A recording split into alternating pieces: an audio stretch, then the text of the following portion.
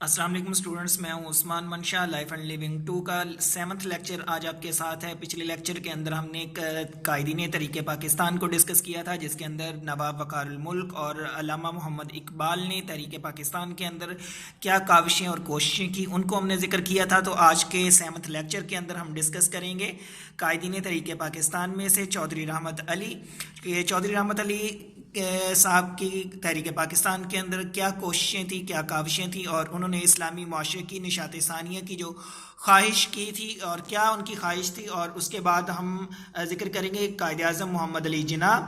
اور جناح کی کاوشوں کا ذکر کریں گے، اور ریاست کے حصول کے لیے انہوں نے بطور اسلامی تجربہ گاہ کے پاکستان کو حاصل کرنے کی جس خواہش کا اظہار کیا تھا، وہ پاکستان انہوں نے بنا کے مسلمانوں کے ہاتھوں میں سونپا، اور جناح کی جو دور اندیشی تھی اور جیسے انہوں نے جو دوسرے مسلم ممالک کو آنے والے خطرات سے اور آنے والے حالات سے آگاہ کیا تھا، ان کا ہم جو ہے وہ یہاں پہ تذکرہ کریں گے۔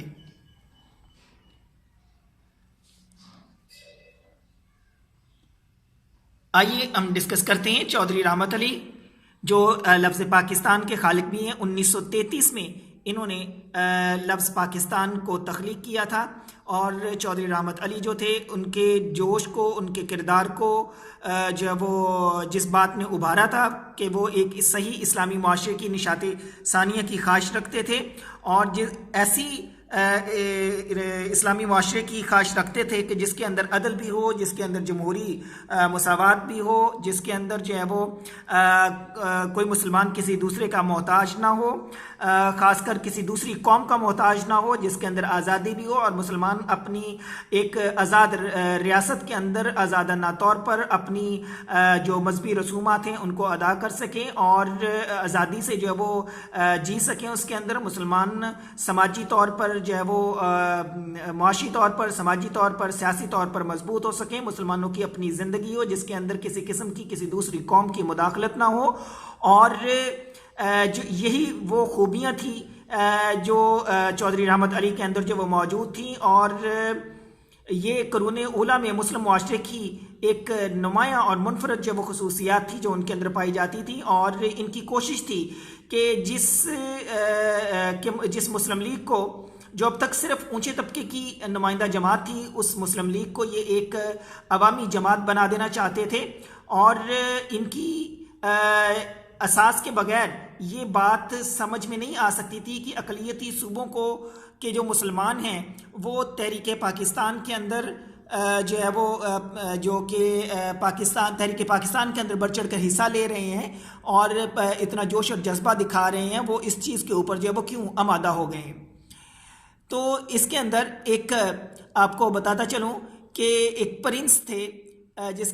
کو اطالوی پرنس کہا جاتا تھا، اس نے بھی پیغمبر اسلام صلی اللہ علیہ وآلہ وسلم کی جو تعلیمات تھی اس کا نہ صرف اقرار کیا تھا، بلکہ جو ہے وہ اس کا اعتراف کرتے ہوئے اس نے جو ہے وہ ان چیزوں کو سراہا تھا جو نبی علیہ الصلوۃ والسلام نے جو تعلیمات مسلمانوں کو دی تھی، اپنی امت کو دی تھی، اور اس کے بقول کہ وہ کروڑوں انسانوں کے لیے ایک روحانی ضرورت بھی تھی، اور بعض اقوام عالم جیسے ہندوستان کے ہندوؤں کے لیے تو اسلام ایک نامعقول مذہب اور طرز معاشرہ سے نجات حاصل کرنے کا بہترین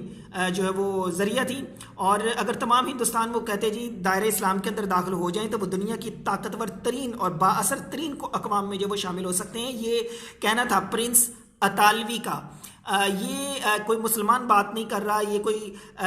اسلام سے لگاؤ رکھنے والا بندہ جو وہ بات نہیں کر رہا، یہ وہ لوگ بات کر رہے ہیں جو اسلام کے خلاف تھے، جنہوں نے اسلامی تعلیمات کا مطالعہ کیا اور پھر جو ہے وہ اس کے معترف بھی ہوئے، اس کا اقرار بھی کیا، اور نبی علیہ الصلوۃ والسلام کی تعلیمات کو اس نے جو وہ کروڑوں انسانوں کے لیے روحانی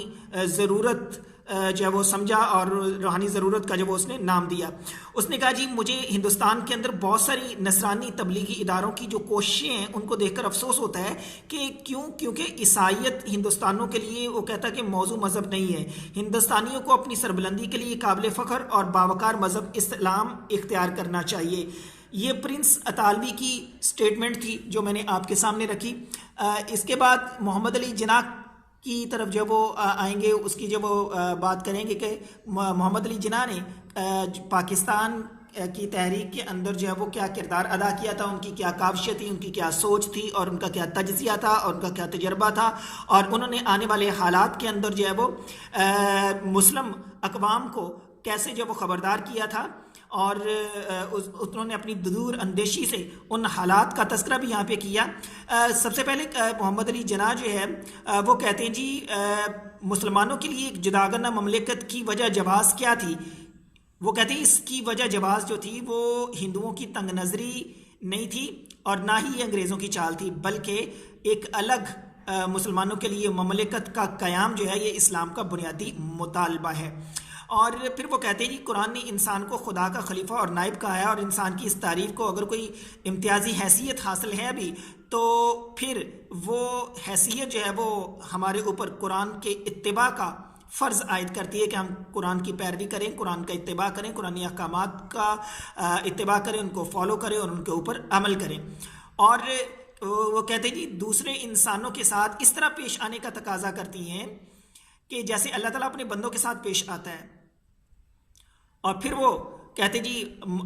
مسلمانوں سے مخاطب ہو کر کہتے ہیں کہ ہمارا پروگرام قرآن پاک کے اندر موجود ہے کہ مسلمان کو کس پروگرام کے تحت چلنا چاہیے، کس ضابطے کے تحت چلنا چاہیے، کس اصولوں کے تحت چلنا چاہیے۔ تو وہ کہتا ہے ہمارے اوپر لازم ہے کہ ہم قرآن کو غور سے پڑھیں، اگر پڑھیں گے تو ہمیں سمجھ آ جائے گا کہ ہم نے اپنی زندگی گزارنی کیسے ہے۔ قرآنی پروگرام کے ہوتے ہوئے مسلم لیگ مسلمانوں کے سامنے کوئی دوسرا پروگرام وہ کہتے ہیں پیش نہیں کر سکتی، کیونکہ مسلم لیگ کا پروگرام وہی ہے جو قرآن نے پیش کر دیا ہے۔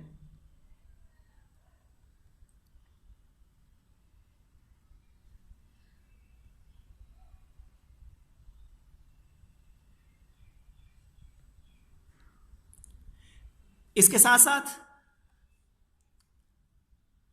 وہ کہتے ہیں جی مسلمان جو ہیں میرے خیال کے اندر ایک روحانی، ثقافتی، اقتصادی اور سیاسی زندگی کے اندر ترقی کر سکتے ہیں۔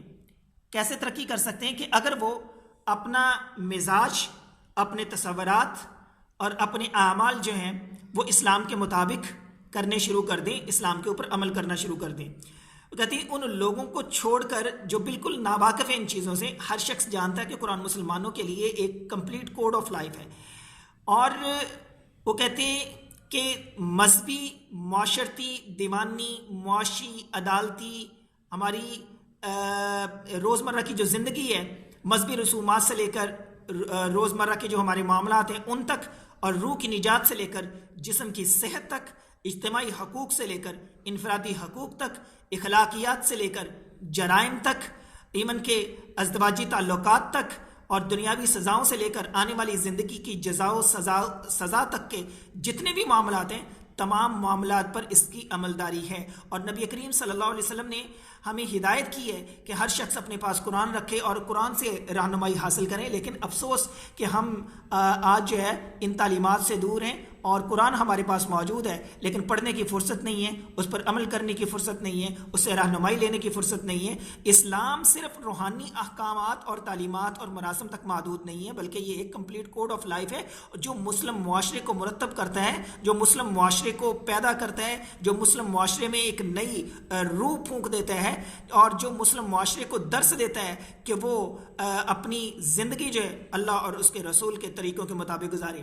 جناب 13 اپریل 1944 کو قائد اعظم نے اسلامیہ کالج پشاور کے اندر جو ہے وہ ایک سپیچ کی تھی۔ اس سپیچ کے اندر قائد اعظم نے جو ہے وہ برملا کہا تھا کہ ہم پاکستان کا مطالبہ زمین کا ایک ٹکڑا حاصل کرنے کے لیے، ایک خطہ حاصل کرنے کے لیے نہیں کر رہے، بلکہ ہمیں ایک ایسی تجربہ گاہ چاہیے جہاں ہم اسلام کے اصولوں کو آزما سکیں اور اسلام کے اصولوں کے اوپر جو ہے وہ ہم آزادانہ طور پر چل کر اپنی زندگیاں اللہ اور اس کے رسول کے طریقوں کے مطابق گزار سکیں۔ تو جناب یہ وہ چیزیں ہیں جو محمد علی جناح نے تحریک پاکستان کے اندر جو ہے وہ مسلمان قوم کو ابھارنے کے لیے یا ان کو صحیح راستہ دکھانے کے لیے جو وہ اس وقت کی تھی۔ وہ پاکستان کو عالم اسلام کے لیے باعث خیر و برکت بھی سمجھتے تھے، اور انہوں نے 20 دسمبر 1946 کو ایک سپیچ کی اور عرب دنیا کو آگاہ کیا کہ ہندوستان کے اندر اگر ہندو شہنشاہیت قائم ہو گئی، اگرچہ وہ سابقہ دور کی برطانوی جو ملوکیت ہے اس سے بڑی تو نہیں ہوگی، لیکن اس کا نقصان یہ ہوگا کہ مستقبل میں قائم ہونے والی جو ہندوستانی سامراج حکومتیں بنیں گی وہ اس سے بھی بڑی لانتی ثابت ہوں گی، اور پورا مشرق وسطیٰ جو ہے اس آگ کے اندر جو وہ جلنے لگ جائے گا۔ اور جناح کی اگر اس بات کو دیکھیں تو آج ان کی بات جو سچ ثابت ہو رہی ہے کہ ہندوستانی سامراج جیسے ہی کھڑا ہوا ہے اور جیسے ہی جو وہ اس کو تھوڑی پاور ملی ہے، جیسے ہی وہ ایٹمی طاقت بنا ہے، وہ اپنی ہٹ درمیوں کے اوپر اتر آیا ہے، وہ انہی حرکتوں کے اوپر اتر آیا ہے کہ جو حرکتیں انگریز حکومت نے مسلمانوں کے ساتھ کی تھی، جو رویہ انگریزوں کا مسلمانوں کے ساتھ تھا۔ جیسے انہوں نے مسلمانوں کی جائیدادیں ضبط کی تھی ایسے انہوں نے بھی کی، جیسے انہوں نے مسلمانوں کی املاک کو جلایا ایسے انہوں نے بھی جلایا، جیسے انہوں نے مسلمانوں کی عزتوں کو پامال کیا ایسے انہوں نے بھی کیا۔ آپ کشمیر کو دیکھیں اور کشمیر کے حالات کو دیکھیں، اور آج کے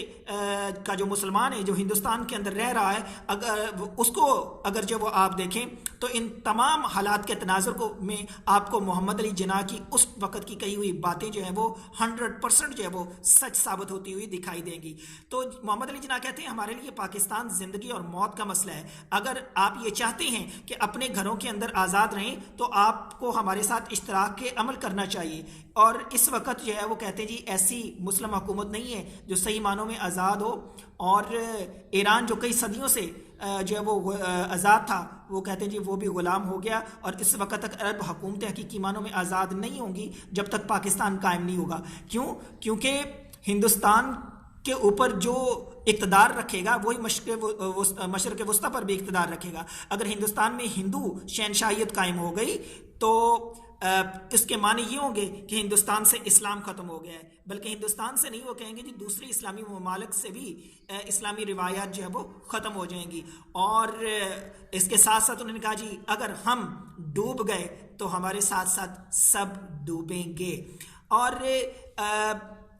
بقول محمد علی جناح کے انہوں نے کہا جی یہ بات کہی جا رہی تھی کہ قیام پاکستان کا اصلی محرک جو ہے وہ ہندوستان میں مسلمانوں کے معاشی مسائل تھے، لیکن خیال کے مطابق محمد علی جناح پاکستان میں ایک لادینی ریاست قائم کرنا چاہتے ہیں، اس لیے کہ وہ قائد اعظم کی تقریر 11 اگست 1947 کو کا ایک اقتباس پیش کرتے ہیں، اور وہ اقتباس انہوں نے صرف ایک جملے کو لے کے کیا ہے۔ یہ میں واضح کر دیتا ہوں اسکرین کے اوپر کہ ان کی صرف ایک پوری بات کو انہوں نے ذکر نہیں کیا، بلکہ محمد علی جناح کے ایک جملے کو، ایک ڈائلاگ کو پکڑ کے انہوں نے جو وہ وابیلا کرنا شروع کر دیا تھا۔ وہ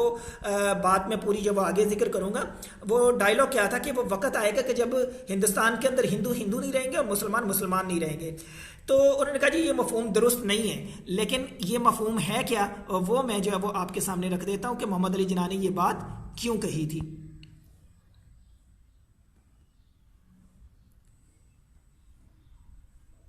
جی جناب، تو محمد علی جناح کی وہ بات کہ ہندوستان کے اندر ہندو نہیں رہے گا اور جو مسلمان نہیں رہے گا، اصل میں بات یہ تھی کہ محمد علی جناح نے جو پوری بات کی تھی وہ اس طرح سے تھی کہ ہم اپنی اسٹیٹ کا کام اس اصل کی بنا پر شروع کر رہے ہیں کہ اس میں ایک قوم، ایک عقیدہ یا ایک برادری کو دوسری قوم، دوسرے عقیدے اور دوسری برادری پر کوئی فوقیت حاصل نہیں ہوگی۔ ہم اس اساس پر جو ہے وہ کام کا آغاز کر رہے ہیں کہ ہم سب جو ہے وہ ہندوستان کے شہری ہیں، ایک سٹیٹ کے اندر مساوی درجے کے شہری ہیں۔ آپ کو چاہیے کہ اس اصل کو نصب العین کے طور پہ سامنے رکھیں، اور وہ وقت آئے گا کہ جب ہندو نہیں رہیں گے، مسلمان نہیں رہیں گے۔ یہ مذہبی حیثیت سے نہیں بلکہ مذہب جو ہے وہ ہر فرد کے چونکہ اعتقاد کے اوپر مبنی ہوتا ہے، بلکہ سیاسی حیثیت سے ایک قوم کے شہری کی حیثیت سے انہوں نے بات کی تھی۔ اور اس تقریر کو پڑھ کر ہر شخص اندازہ کر سکتا ہے کہ یہاں محمد علی جناح جو ہیں وہ ریاست میں شہریوں کے حقوق کے مساوی ہونے کا اعلان کر رہے ہیں، یہاں ریاست کی نوعیت کی جو ہے وہ بات نہیں ہو رہی، جس کو لے کر انہوں نے پروپیگنڈا کیا تھا۔ اور اس وقت چونکہ ہندوستان کے اندر مسلمانوں کا قتل عام ہو رہا تھا، مسلمانوں کے اوپر جو وہ قتل و غارت گری ہو رہی تھی، مسلمانوں کے اوپر ظلم و ستم ہو رہا تھا، اس لیے وہاں پہ شہریوں کے حقوق بیان کیے جا رہے تھے اور ہندوؤں کو تحفظ دینے کا ذکر ہو رہا تھا، اس لیے جو ہے وہ جو انہوں نے استدلال کیا ہے وہ بالکل جو ہے وہ بے بنیاد ہے۔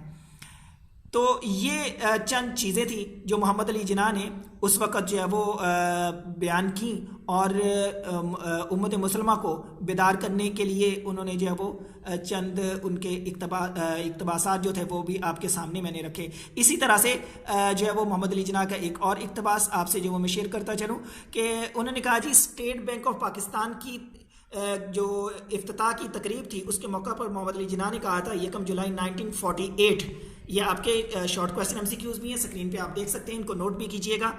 کہ میں آپ کے ادارہ تحقیقات کے اس کام کو دلچسپی سے مطالعہ کروں گا جو بینکنگ کے طریقہ کار کو اسلام کی معاشی اور معاشرتی زندگی کے مطابق وضع کرنے کے لیے انجام دے رہے ہیں۔ مغرب کا جو نظام ہے وہ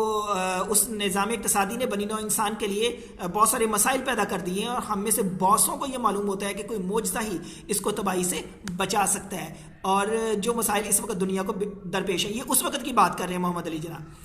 اور اس کے ساتھ ساتھ انہوں نے کہا جی انفرادی طور پر انسانوں کے درمیان انصاف قائم کرنے کے اندر جو ہے وہ یہ سسٹم ناکام ہے جو اس وقت موجود تھا، اور اس سے زیادہ بین الاقوامی میدان کے اندر جو وہ ناکام ہے، اور پچھلی کوئی آدھ صدی کے اندر اس کی وجہ سے 2 عالمگیر جنگیں بھی ہو چکی ہیں، اور اس کے باوجود کہ اس کو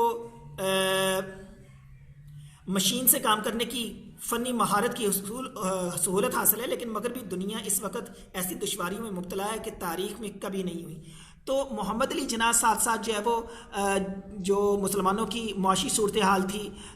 اس سے بھی جو ہے وہ وقتاً فوقتاً جو ہے وہ لوگوں کو آگاہ کر رہے تھے، جو مسلمانوں کی سیاسی صورتحال تھی اس سے بھی جو ہے وہ مسلمانوں کو آگاہ کر رہے تھے، اور جو مسلمانوں کے ہمسائے ممالک تھے ان کو بھی خبردار کیا تھا، اور اسی طرح جو عرب دنیا کے مسلم ممالک تھے ان کو بھی آنے والے حالات کی نزاکتوں سے انہوں نے آگاہ کیا تھا۔ اور پھر جو ہے وہ ہندو میڈیا جو تھا جناح کی بہت ساری سپیچز ایسی تھیں کہ ان کو جو ہے وہ مروڑ تروڑ کر ان کے سیاق و سباق سے ہٹا کر پیش کرتا تھا تاکہ جو وہ غلط فہمیاں پیدا ہوں، جیسے جو وہ میں نے پیچھے جو بات کی ہے اور اس کا جو استدلال تھا وہ غلط بھی ثابت کیا کہ جناح کی ایک بات کو لے کر وہ غلط انداز میں سیاق و سباق سے ہٹا کر پیش کرتے تھے، اس کا غلط مفہوم جو نکالتے تھے، حالانکہ جناح ہندوؤں کو تحفظ دینے کی بات کر رہے تھے۔ تو جناب والا یہ چند چیزیں تھیں جو محمد علی جناح نے تحریک پاکستان کے اندر جو کاوشیں کی مسلمانوں کو پاکستان دلانے کے لیے، مسلمانوں کو ایک اسلامی ریاست کے اندر ان کو ان کے پاؤں کے اوپر کھڑا کرنے کے لیے۔ تو جناب والا آج کے لیے اتنا ہی،